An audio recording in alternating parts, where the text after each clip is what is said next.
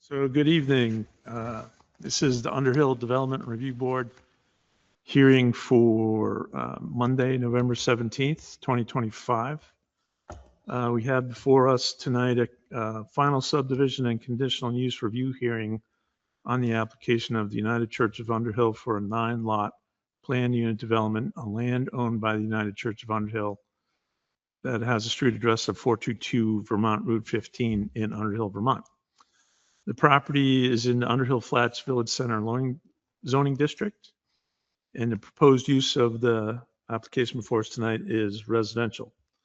This application is subject to review under the current regulations, the 2011 Town of Underhill Unified Land Use and Development Regulations that have been amended through March 3rd, 2020, and the 2015 Underhill Road Driveway and Trail Ordinances that's been amended through December 18th, 2018. The purpose of final subdivision review hearing is to determine the final project conformance with the municipal plan, the regulations, and other municipal ordinances in effect at the time of the application. It's also to identify particular issues or concerns associated with the proposed subdivision, to recommend modifications necessary to achieve conformance, to identify any additional information required before the final subdivision plans, engineering plans, and legal documents for the subdivision and related site improvements are finalized. Conditional use review is intended to ensure compliance with the standards addressing the potential impacts of development on adjoining properties, the neighborhood, and or the zoning district in which the development is located in the community at large. Typically, land use is subject to conditional use review because of their size, scale, intensity, and potential for off-site improvements warrant more careful scrutiny by the Development Review Board. Standards and conditions to be imposed relate to the identification, avoidance, and or mitigation of potential impacts. Should additional information be required, the board reserves the option to continue the hearing to a date and time certain in order for that information to be submitted and reviewed by the board. Tonight, my name is Charlie Van Winkle. I'm the chair of the Development Review Board. To my right is board member Karen McKnight. To her right is board member Greg Leach, and to Greg's right is board member Matt Chapik. We usually have 7 members present, but obviously the snow scared a few away. So I'm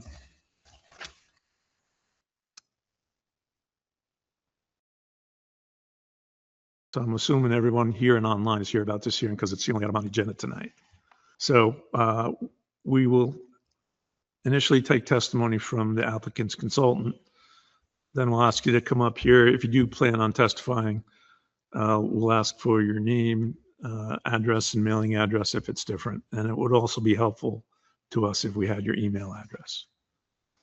So are there any state or municipal representatives present other than the zoning administrator and our tech support guy, who is the town administrator, acting in their official capacity, either here or online? Hearing none. The rules of procedure and interested party information sheet is available. You don't have any printed out, do you? Downstairs, okay. So copies of the rules of procedure that the board follows, as well as an interested party information sheet, are available to all attendees for review. It can be easily obtained on the town website, and if you need a copy tonight, there's one available downstairs. Only those interested persons who are participated either orally or through written statements in a DRB proceeding may appeal a decision rendered in that proceeding to the Environmental Division of Vermont Superior Court. If you are an applicant, a representative of the applicant, or an interested party who wishes to participate in the hearing, we ask that you clearly state your name prior to speaking. We will now swear in all those present who wish to speak tonight regarding the application. All individuals in person and online who plan to testify must take the following oath by responding, "I do," at the end of the statement. And that statement says, "Do you hereby swear that the evidence you give in the cause under consideration shall be the whole truth and nothing but the truth under the pains and penalties of perjury?" This is where you say, "I do." Okay. Anybody online saying "I do"?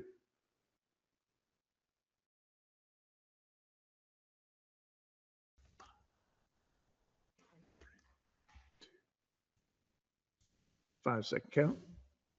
All right. Are there any conflicts of interest, or have there been any ex-parte communication on part of any of the board members? No. No. All right. So, hearing none, in tonight's hearing process, the board will hear from the following parties in the following order. So we have a fair number of people here tonight. Typically, what we do is we'll hear a presentation by the applicant. Then we'll hear a report from the acting zoning administrator. Then we'll hear from members of the public. First, we'll go around to folks here in person, and then we'll go to folks on the who are participating remotely.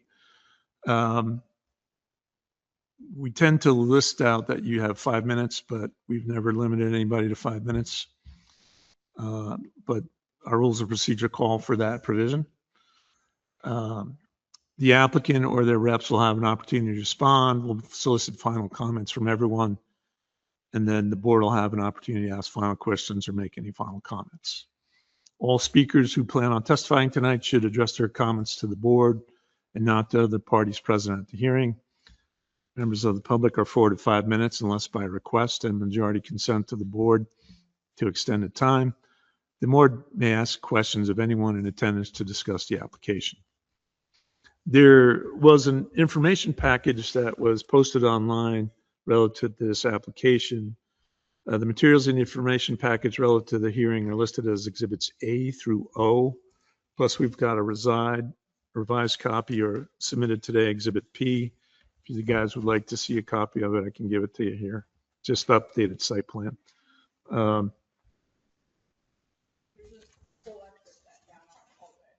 Yeah, you can grab that if you want. And then exhibit Q. What was exhibit Q?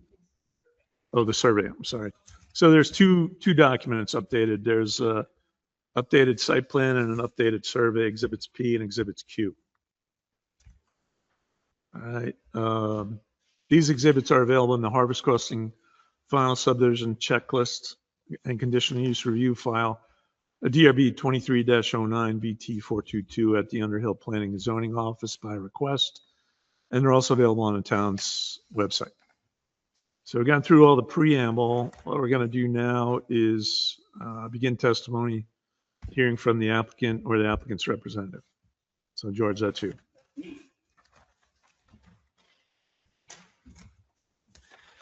Okay, so yes, we're in here for our final plan review. The project has not substantially changed from the one we presented you for both the sketch and the preliminary hearing. We've just dotted some I's, crossed some T's, as well as addressed some of the items that you requested from that preliminary decision to include with the application package and include on the plans. Specifically, those changes or additions and what we've provided in the package here, we sent out requests for ability to serve letters to both the fire department and the school district. I haven't seen a response from the school district. I believe we do have a response from the fire department because one of the plans we made, one of the edits we made to the plan was to put the first fire hydrant on the opposite side of the street, which was one of the contingencies of their approving the project or their approval letter. So we've got those in there. We've submitted all these state permits and gotten a few back. So there's a VTrans 1111 permit for work in the right of way that I was hoping to have back by today, but it's still pending out there. We've received the water main construction extension permit. So we're all good on the extended water line with the 3 new hydrants that will provide water for the project. We've submitted an operational stormwater permit for long-term stormwater management. That's currently under technical review, but it has been deemed administratively complete. Same goes for the WW permit. So that's also pending approval imminently.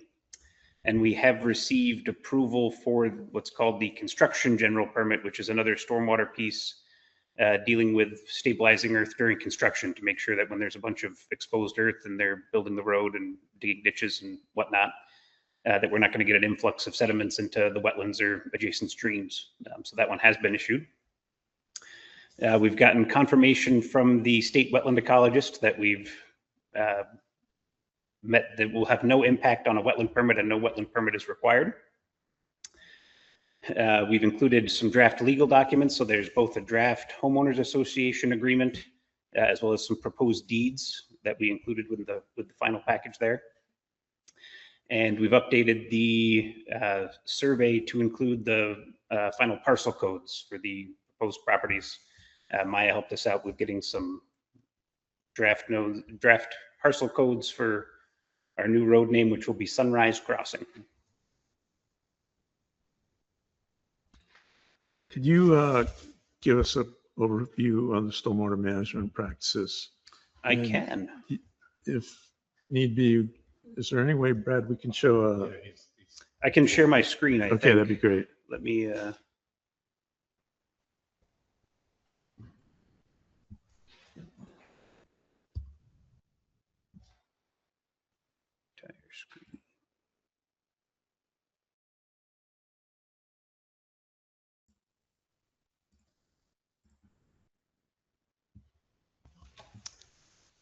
So is that update Exhibit P? Or is that, which drawing should we be looking Yes, at? yeah, this is Exhibit P. There we go. Yeah, it's the... It's the one we just got. Civil sheets and 4 stormwater sheets that were last revised on November 5th is the latest revision date. Awesome. So our stormwater plans are SW 1 through 4.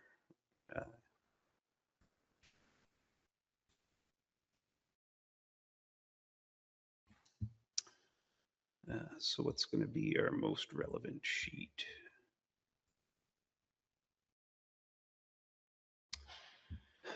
So this is SW2, the site plan. So there's 2 pieces of erosion control management or stormwater management we're looking at, both construction general permit, which is stabilization and protection during the construction process. So for those pieces, we've got silt fence at the limits of the property where we've demarked our limits of disturbance, which is this. Sorry, I'm looking at the big screen to make sure it's the same as this. The dashed train track line here that comes around. So those will be our limits of disturbance for the earth that's being disturbed to build the houses in the road. So we've got silt fence lining the Clark property to the west, as well as the fire station property down below the proposed leach field. We've got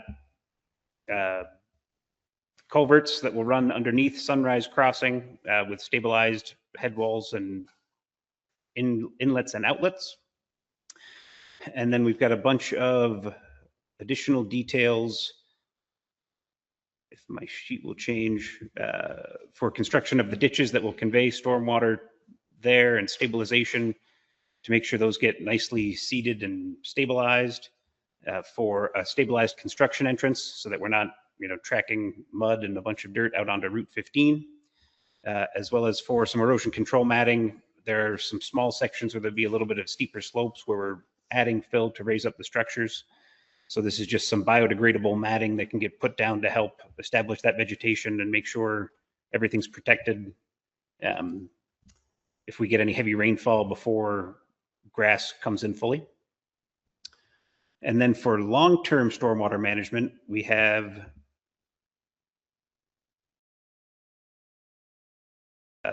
this proposed oversized 4-bay with a vegetated buffer strip, filter strip disconnection on the outlet end of that 4-bay. So when we look at stormwater management, there are...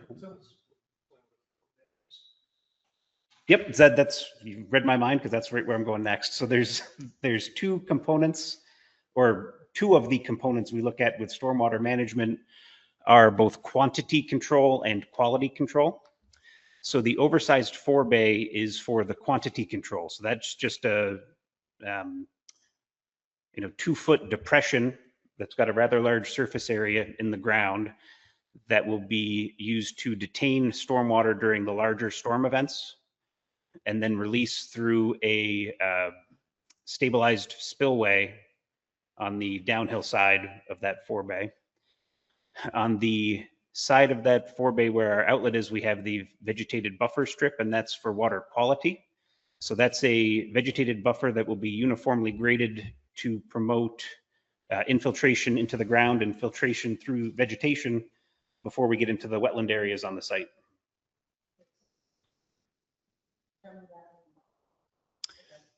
The buffer strip?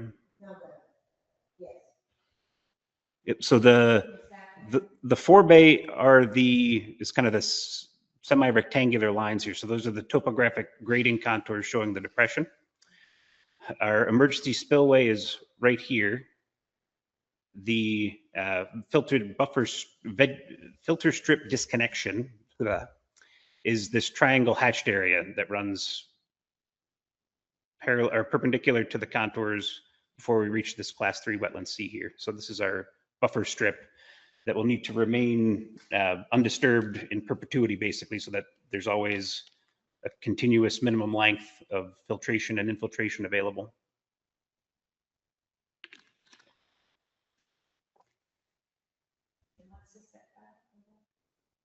Setback.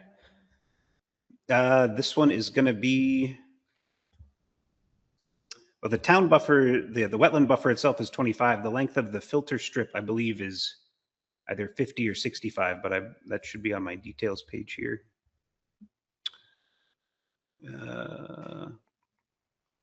50 feet from the outlet of that pond.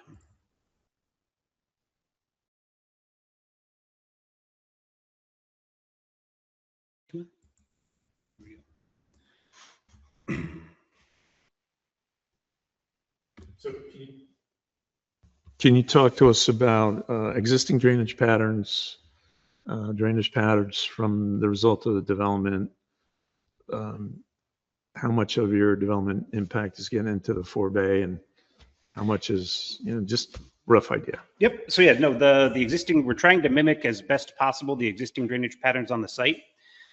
To the east side of the property, which is the top of the page, there's an existing swale that runs through the lower side of previous development that was part of the Jacob subdivisions.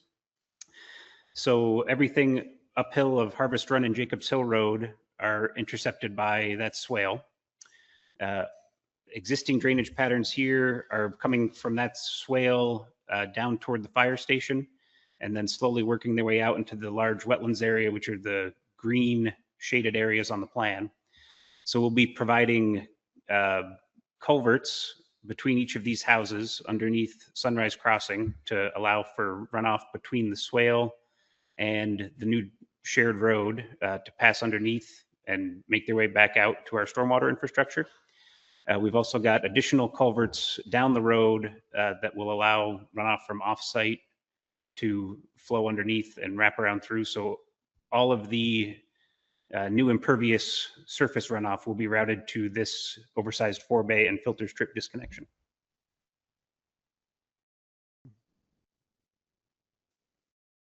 Is there a culvert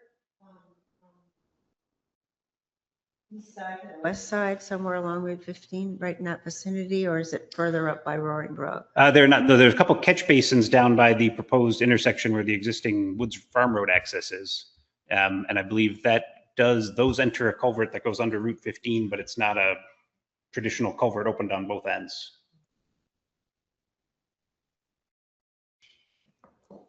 Is that forebay runoff area that maintained like the rest of the meadow would be? Or It is. Yep. It's it can be mowed regularly. It can be brush hogged once a year.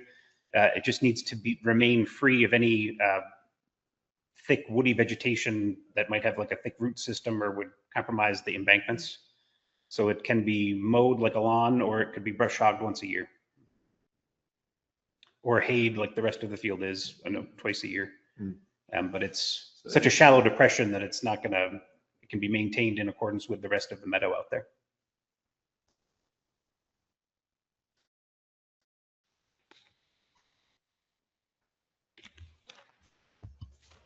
And then one last question about offsite. There's a fair amount of runoff that comes down through the property from Meadow Lane, which is the subdivision, which would be to the north.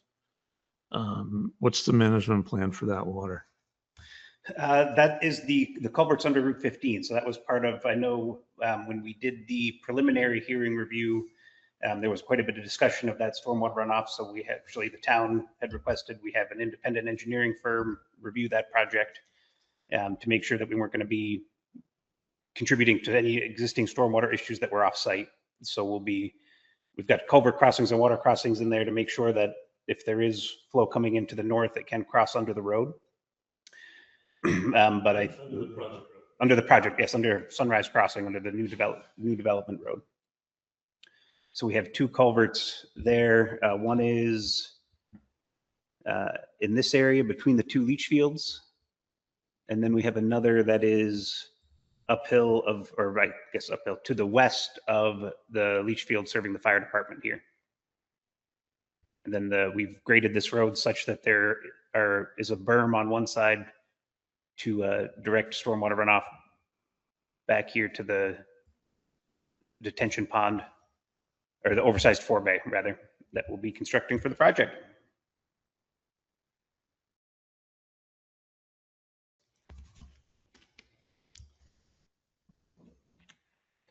Anything else you want to add? I think that is the majority of the updates that we've made since the preliminary hearing. I'd be happy to answer any other questions that you do have. If there's any additional clarity that we could provide on what's changed or what's going to happen. Sounds good. We'll let Maya give a summary of, you don't have to read your whole report, Maya, but if you, anything. Oh, sorry. Yes. Yeah.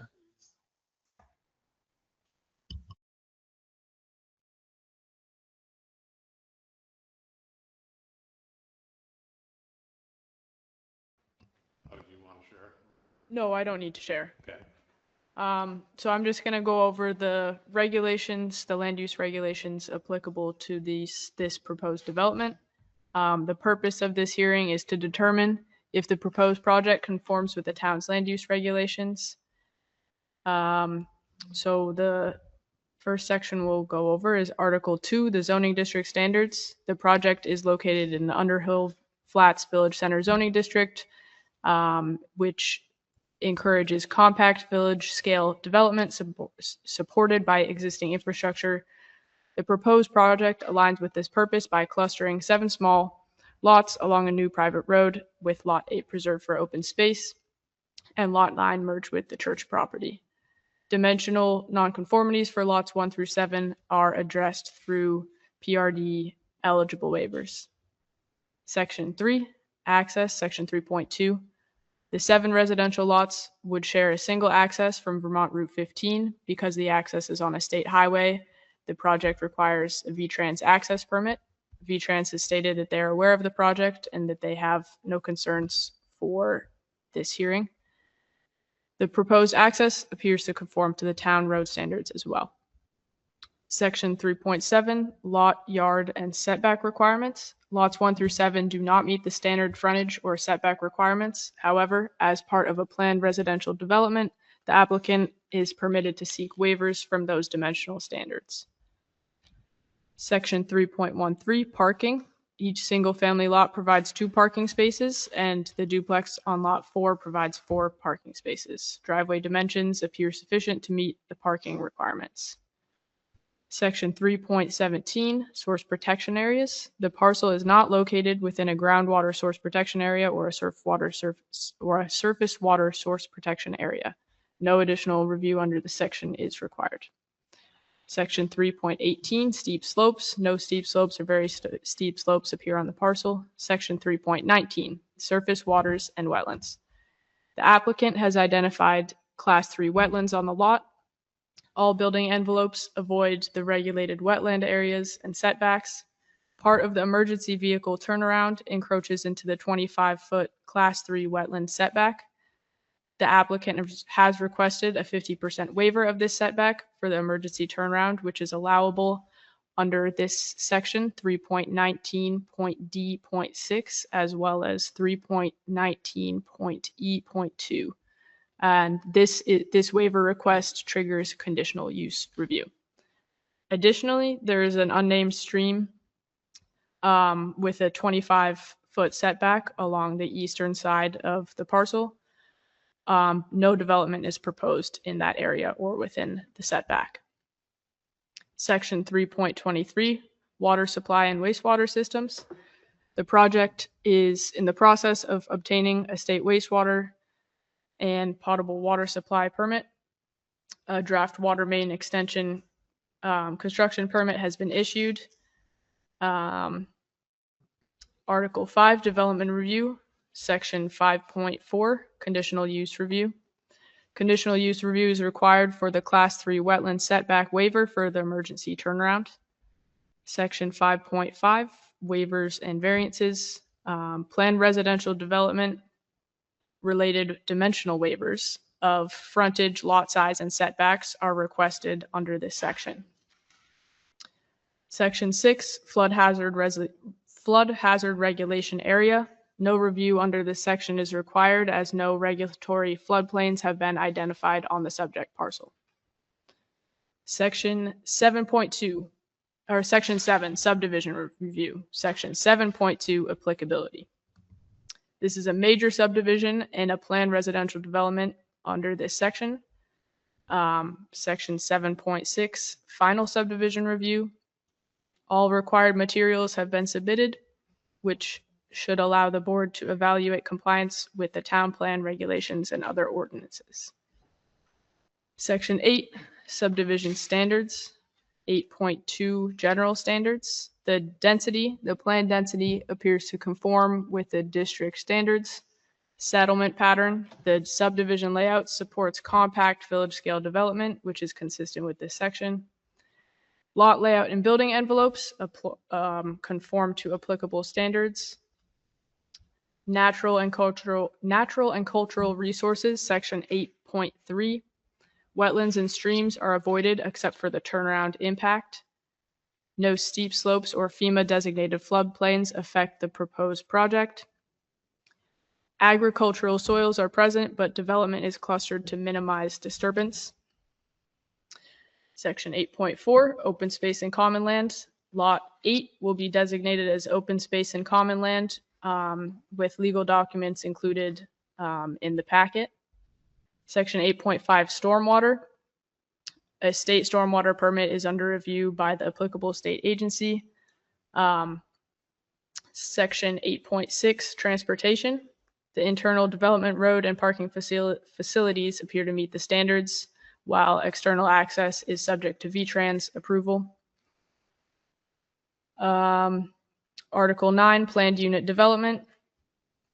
The planned residential development is allowed in this district and meets all application and general standards for clustering, open space designation, density, and integration of shared infrastructure. The required planned residential development documentation, including the master plans, waiver requests, management plans, and affordability agreements have been provided. The last section, the road ordinance. The proposed development road meets minimum width and construction standards, and the curb cut is being reviewed by VTrans. Overall, the project appears to meet the applicable zoning, subdivision, PRD, and roadway regulations, while the remaining items, such as the state permits and ability to serve letters from the fire department, school district, can be addressed through conditions of approval. Thank you, Maya. Welcome. My Yes, neighbor's name is Maya. it's okay. So, George, we're going to ask you to take a step away. Now is the opportunity for anyone, members of the public, to speak either on behalf or about the application. We'll go through members of the public in the room first, and then we'll go to anyone online who wants to participate. Who's up? Nope. Nothing. Okay. Anyone on? Yeah. Come on up.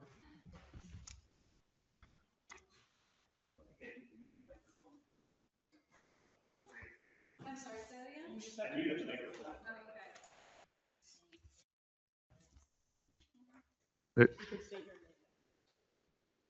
Before.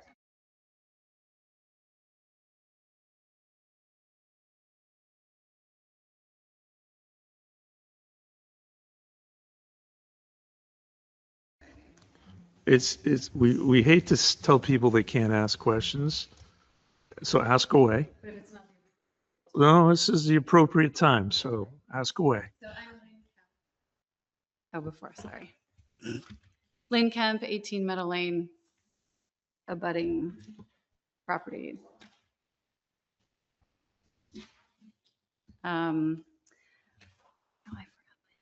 So one of the things I wanted to inquire about was initially when I first saw the proposal for how the houses would be laid out in this property, the duplex was over in the far right corner, closer to the common area. And I see it has now switched to its current location. So I wanted to ask why that was switched. I'd like to know the reasoning behind that. And I know that waivers have been requested. Well, I think waivers have been requested for having a smaller setback. And I wanted to understand the area at the far northeast corner. There appears to be what I think is the easement. I wanted clarification on that before what I think is the property line around lot 7. So I wanted to respectfully request if the duplex could perhaps be moved back to where it was before, simply in that being neighborly and thinking about noise and light pollution and whatever, if that would be something that would be considered. And pardon me.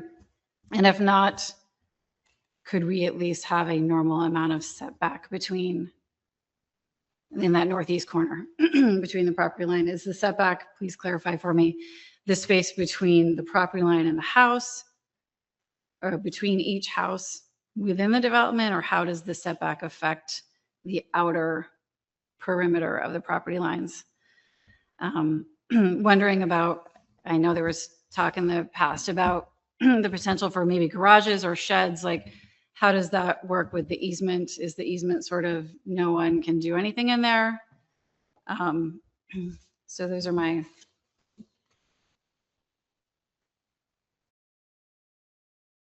two bigger inquiries / requests. And I was also just curious if it was, I know it sounds like it's going to be a private road. Therefore, is the common area still going to be accessible to townspeople? It's used a lot now recreationally for particularly dog walking, and that was more of a curiosity factor if it was going to be accessible for everyone or if it was just going to be a private for these residents and of course the church. George, have you been writing questions down? All right. What I'm going to do is I'm going to go through the rest of the folks. If there's nothing else you'd like to bring to our attention, I'm going to ask any other folks who are in the room or participating online to, Sure. and then I'll ask George to come up and redirect and answer Okay, great. questions. Thank you. So, and we can get a little more free flowing if something we forgot to ask or answer. So, is there anyone on here tonight, anyone else here tonight wish to, when I say here, President 12 Park, Pleasant Valley Road, want to testify? And if not, we'll go through the folks online.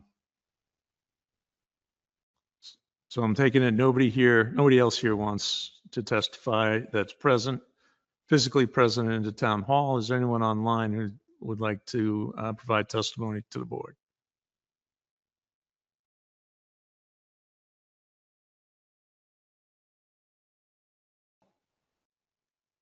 Can't find the unmute button, right? Okay. So DR is saying the meeting on mute, which it's not.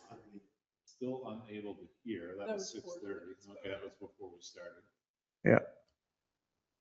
How about if someone would just give us a little feedback whether they can hear us or not, just to confirm that.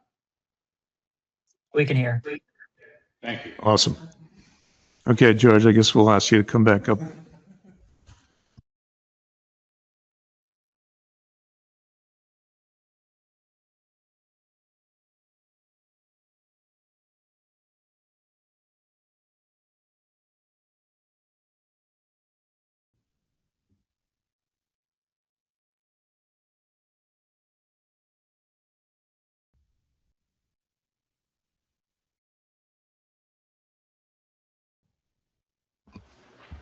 Okay, so for the duplex location, that may have been to the far right during one of the very preliminary sketches, but I think we've had that in this location for the past few iterations of the plan. And that has to do with the driveway layout, and the lot width there is more conducive to have that lot with the duplex versus some of the other ones. Regarding the setbacks for that, we have requested a reduced setback for the interior property lines, but we'll be meeting all the district standards for the exterior lines. So we'll make sure that there's no waiver requested for any of the abutting property lines to have a reduced setback there. So it'll be at least that 20-foot minimum to any of the external property lines. At one point there was going to be an easement for the church to access around through the sides of those properties, but that has gone away. So we're no longer requesting to have those easements around the perimeter of the development. So that it's just going to be common land for the use of the 8 homes that are going in here.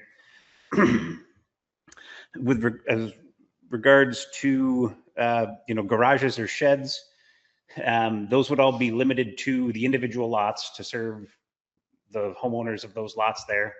There could be some limited common elements if they wanted to say put up a swing set or something on that common land for the use of everyone in the development.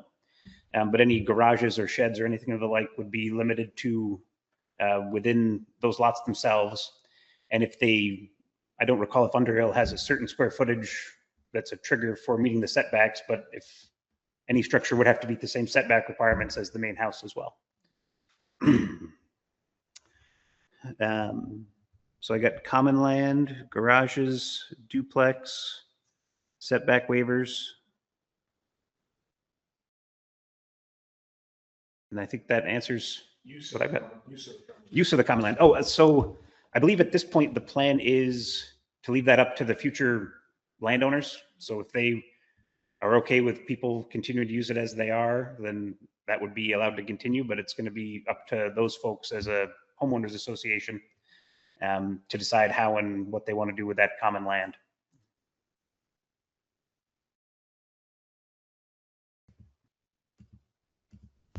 Any additional information that you'd want to add? No, sir. Okay, any questions from the board? I can see Karen reaching for.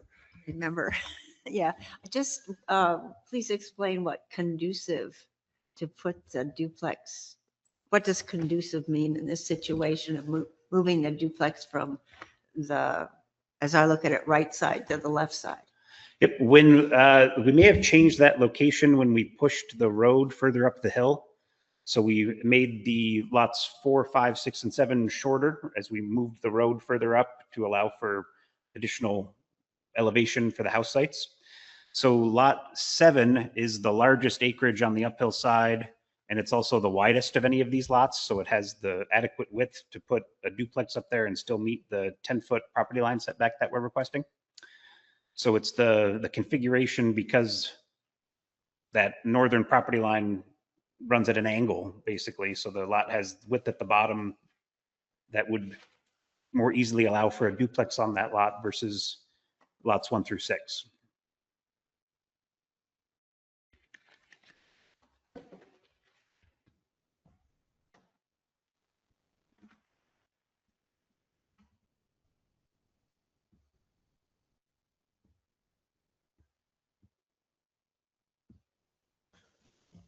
Matt, I saw you reaching for your button there before. Were you going to ask a question or? No, okay.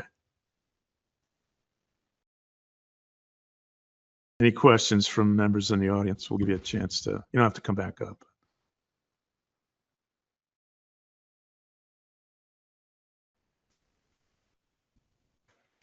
Any questions from those participants online?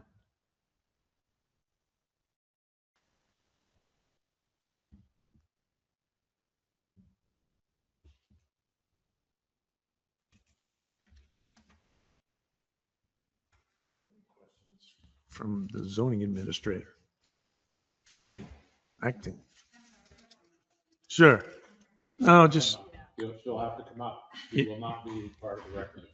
all right, you got to come up, sorry.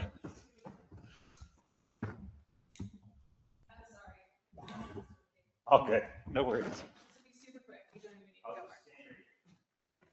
I wanted to ask to clarify, are all the utilities underground? Yes. Okay. That's it, thanks. The answer is yes.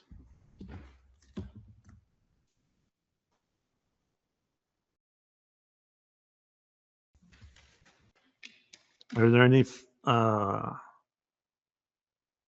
comments or questions from the board? Yeah. I just wanted to ask, I think the setback, the side setback for that duplex is actually wider, more than what would normally be acceptable with that additional right of way of the common property. Yes, because we've got you're correct there. It'll be essentially a 30-foot setback because there's the 20-foot strip between the exterior property line and the new property line, and then a 10-foot setback off of the new property line. So I just wanted to point that out. It's actually a larger setback than what's required if we're going to the main property line.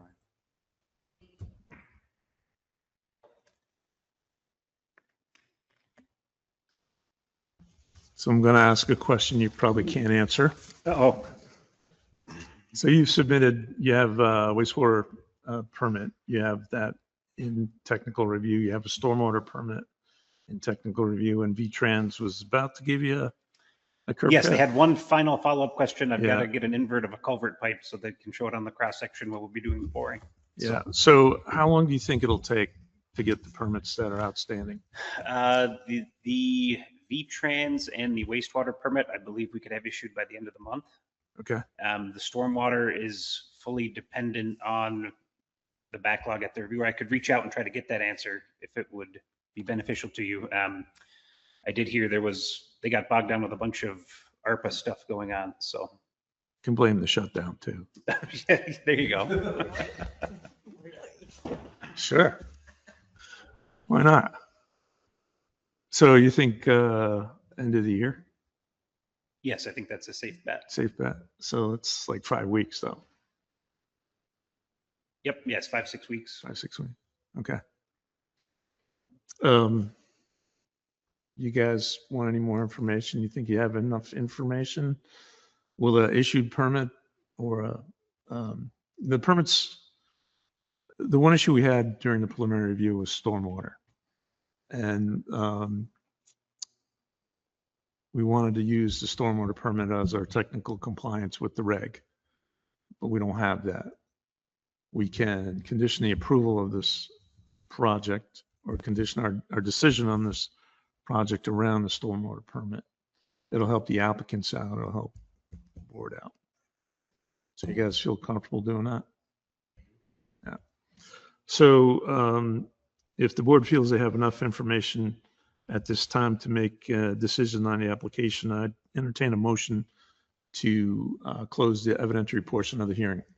I have one more question. Okay. One of the items will require us to give a conditional approval to something, and I can't remember what it was. So what would be the procedure for that? So the basic decision review parameters are conditional use review parameters for the planned residential development part of the regulations that we're going through. So there's review criteria under conditional use, and there's allowances under section 9, which is PRD. So we go through the conditional use evaluation criteria as it applies to a planned residential development. It's only for the turnaround. Conditional use is just for the top part as you're looking at the Read the turnaround. conditional use regs, because it says it right there. We need to go, I'm not, the PRD regs. Right. The PRD regs, the waivers are just part of PRD. Yeah. But but there it says we need a conditional use review. For PRD? Yeah. I read it in your report and I was like, that's not right. And I saw it in the regs. So how we get there is what we'll craft in our decision. But basically, that's what we have to do is the conditional use review. Which is always fun because we go through the subdivision part and then we go through the conditional use review part. And that's one of those technical things I want to planning commission to fix. So I'm looking for a motion.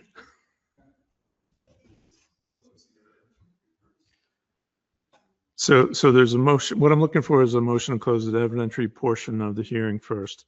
And then I'm going to ask you if you have enough, if you want to deliberate in open or closed session. And then we'll go from there. I'll make a motion to close the evidentiary portion of the hearing. So a motion by Karen to close the evidentiary portion of the hearing. Is there a second? Second? Seconded by Greg Leach. Any discussion on the motion? All those in favor signify by saying aye or raising your hand. The motion carries.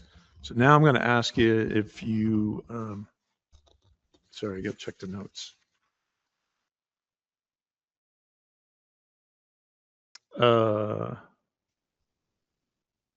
Inquire if the board wishes to vote to accept or deny the final subdivision and conditional use review in open session, or what would you like to do?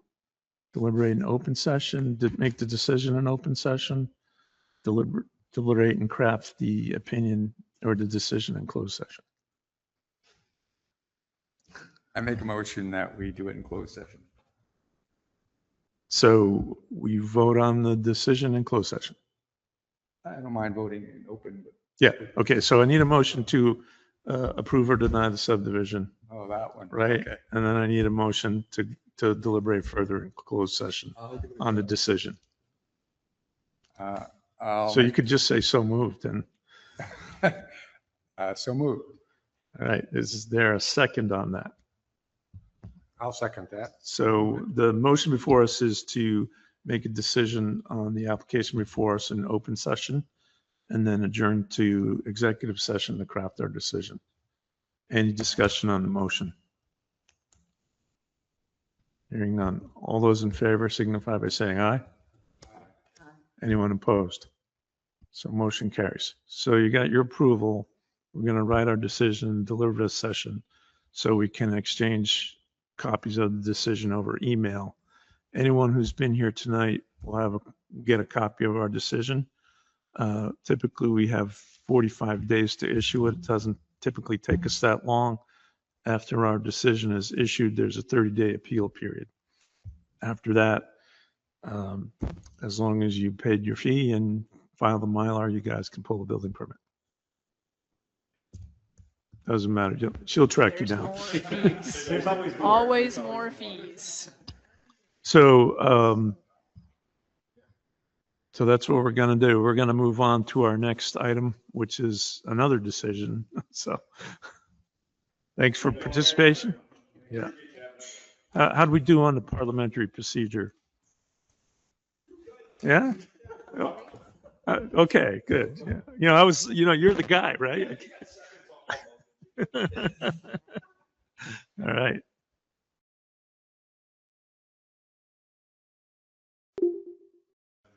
Well, yeah, probably. We have minutes to approve, or do we? No. I thought I saw them though. Yeah. They were. You didn't send them to us, but I looked in our little. Yeah, they were online. Oh, yeah, I put them online. Okay, so.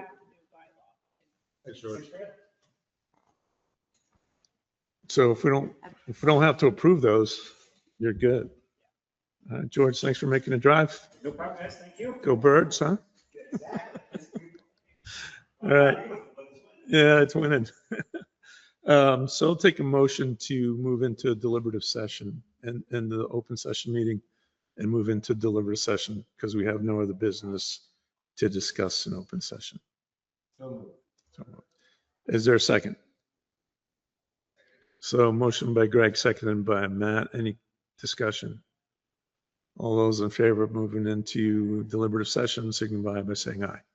Aye. All right, motion carries. We'll see y'all. 7:20. Yeah, 7:24.